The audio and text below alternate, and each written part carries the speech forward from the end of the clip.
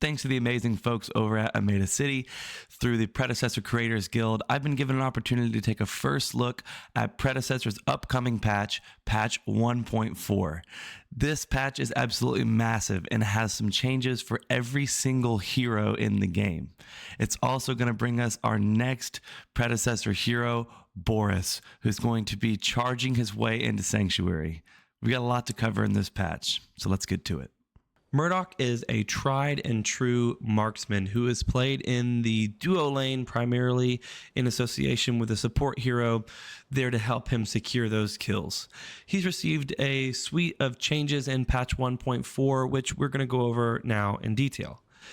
His passive ability is called Shots Fired. Now, with this ability, in previous patches, a certain time would pass and then Murdock would be granted an extended range on a basic attack. That's been short or kind of reworked now, where Murdock has to land 5 successful basic attacks, and that will cause his next basic attack to have a significantly increased range and deal some extended damage.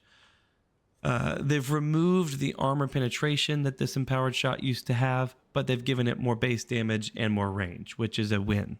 The next ability adjusted on Murdock's kit is his primary ability, Static Trap. This ability allows Murdock to throw traps out into the environment around him for an opportunity to catch an enemy off guard and root them.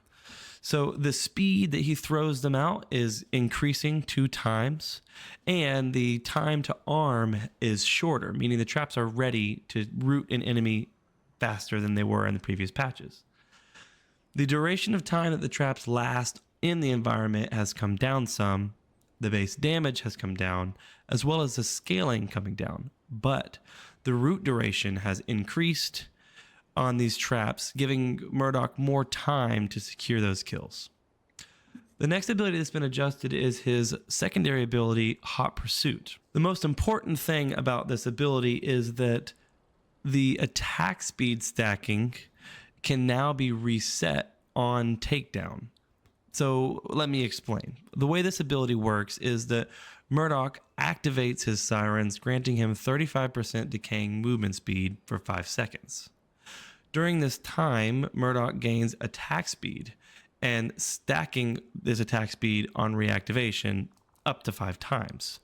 So, should he continue to secure takedowns while he has this state active, he can reactivate the ability and stack the attack speed effect up to 35% at the 5th activation.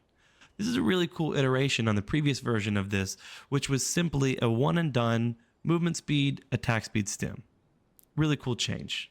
Tip of the hat to the Ameda Studios. The next change is to his alternate ability, Buckshot, which is mostly the same as it was. They've got 2 good changes to this ability. One, it's now blink proxy compatible, meaning he's able to start the animation in one position, blink, and deliver the punch in the second position.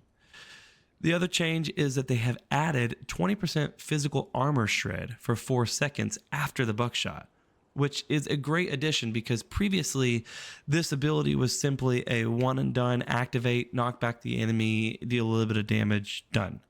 Now it's going to have a little bit more of a lasting impact when he commits the mana and commits the resources to this ability. The final change is to his ultimate ability, Long Arm of the Law. The wind up laser radius is 6 times what it was in the previous patch. And other than that, the time to fire is slightly longer and the base damage has been increased. So overall, it's a little bit easier to hit, but a little bit more time to get out of the way. This is a win for Murdock in general because he's got more damage and a bigger radius on the laser. Win-win. Let me know what you think about these changes coming to Murdock and whether or not you plan on playing him in patch 1.4.